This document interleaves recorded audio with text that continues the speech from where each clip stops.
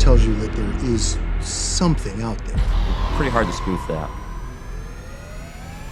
Absolutely. Los Alamos, Oak Ridge National Labs, MacDill Air Force Base, Edwards Air Force Base, the remote test site in Nevada, also known as Air Force Flight Test Center Detachment 3. That's the actual terminology for Groom Lake facility.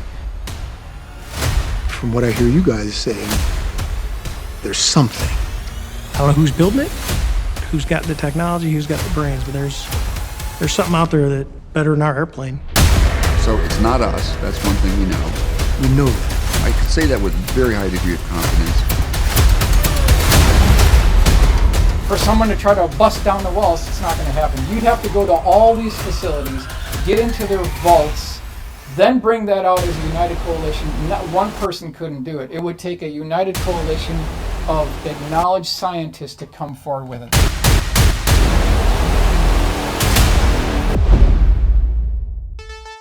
Well, hello everybody. Thanks for joining me. This is kind of a part 2 of my channel that I'm developing here. And I just want to make an announcement that what I'm trying to do here is actual real world boots on the ground research. This isn't a project where you go on the internet and you find a UFO case and then you save as the picture. No, this is actual boots on the ground, talking to witnesses, going to university archives, going to research centers, going to private collections, and actually digging through the file cabinets and pulling out these files. That's what this channel is all about. And I want to thank you for being with me. I hope we can join this channel. I'd really like to do this full time. And it's really a crusade. So I've prepared 3 cases for our presentation today. The first one is from the Wendell Stevens collection. That is the reference for this particular one. And we're talking about Virginia Beach. It's November 6, 1976. Primary eyewitness was in the backyard when she noticed a 5-foot diameter, 5-foot tall, gray-looking bell-shaped UFO. We don't really see a lot of these bell-shaped UFOs. It's kind of uncommon. So in this case, this craft had a red and white blinking light on top, and it was tipped up at about a 20-degree angle so that you could see the bottom of it. And it had kind of like these rectangular sections or windows wrapped around the outer lower circumference of the craft. On the bottom, it had multiple size yellow lights on the bottom. Very unusual. You don't see this very often. And we'll go ahead and move on to the next slide here. And I've done a drawing here which shows you what this craft actually looks like. Again, this is from the Wendell Stevens collection. The craft was rotating counterclockwise. And I've got the dimensions. I've shown you where the light on top was, but I want to make a special announcement. I am offering a $100 cash prize for the first person to correctly identify these strange letters or insignias that were scrolling across the bottom of this craft, like Times Square, where you see these newsreels scrolling across Times Square. That's what it looked like.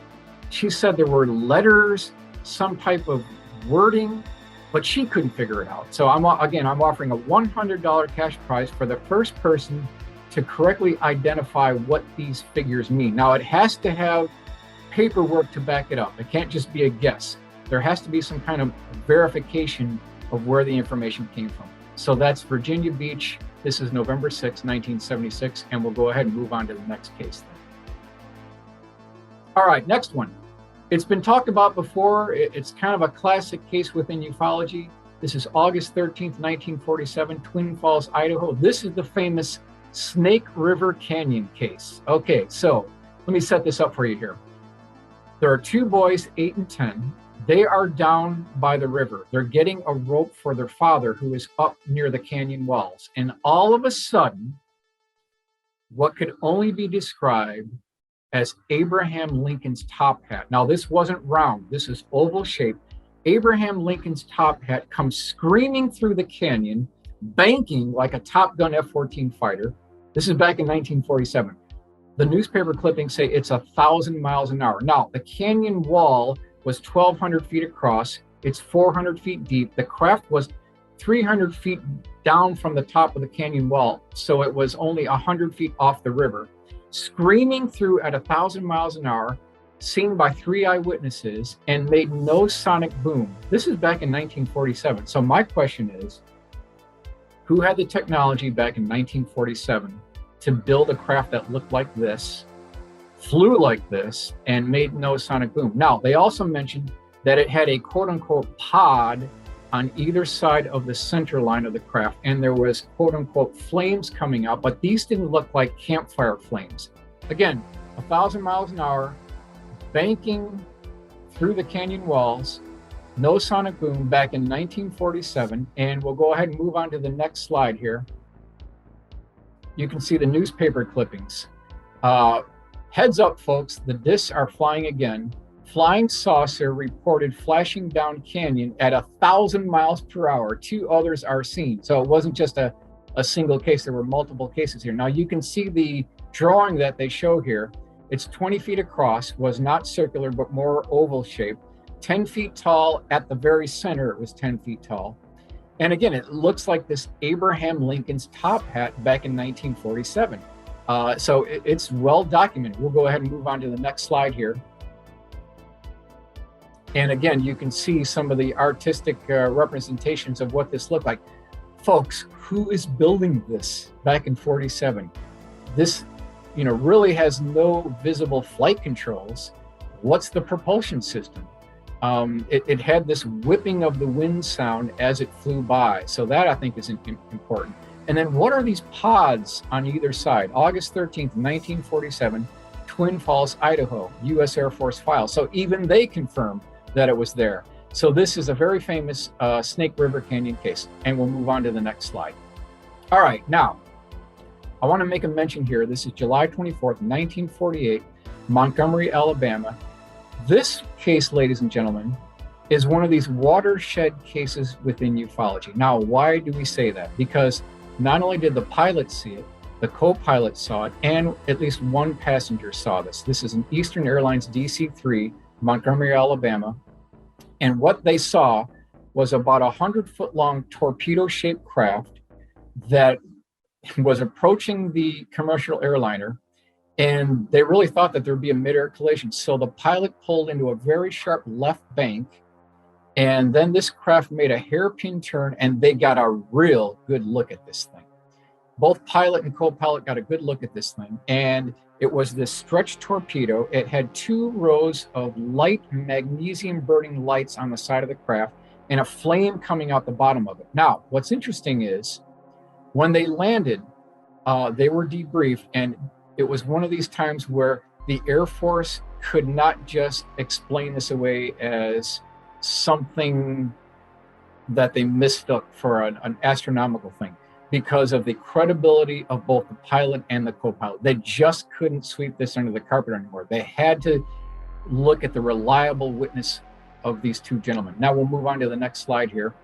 So here you can see the cutaway of what this, you can see these magnesium lights. There's a blue glow exhaust with 30 to 50 feet long. Now think of this, if you're flying at night and you see this thing approaching and it makes this hairpin turn, this is not any conventional aircraft. There were really no visible flight controls. What is this thing? What are we dealing with here? You cannot deny the reliability of these pilots that see these things. These are our most credible eyewitnesses. We trust them with our lives every day. So why wouldn't we trust them when they see something like this? And we'll move on to the next slide here. Now look at the newspaper clipping. Alabama Journal, July 24th, 1948. Fiery sky monster reported seen just southwest of Montgomery. Eastern airline pilots claim craft traveled over 500 miles an hour.